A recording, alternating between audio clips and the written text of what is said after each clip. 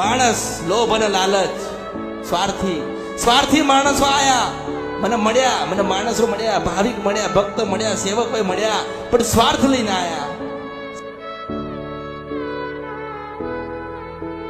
મનની અંદર એવું થઈ જાય ને કે અમે કર્યું, જો તમને થઈ જાય ને અમે કર્યું, એ દિવસે કશું થતું એવું લાગે. દુખી હતા માણસ, દુખી થઈને આવે અહીંયા. સારું, મારી પાસેથી સાંભળી લે, મારી પાસેથી 4 આશીર્વાદ લઈ લે, હું એમના દેવને ભલામણ કરું, માસ્તર સમજાવો, એમને કહું કે આ દુખી થઈ ગયા છે, બરબાદ થઈ ગયા છે, હેરાન થઈ ગયા છે, ક્યાં જશે? ડાયા થયા, હારા થયા એટલે મેલડીને ભૂલી ગયા.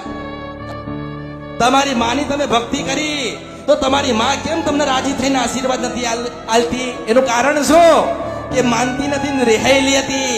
આ કળિયુગમાં તમારી માતાઓ રિહાઈ ગઈ અને મનાવા અમૃતની મેલડી આવી છે.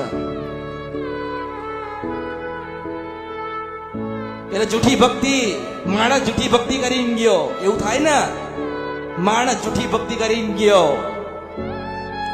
પછી હું એવું કહું કે તું મારો નહીં થયો ને તારો દીકરો તારો નહીં થાય.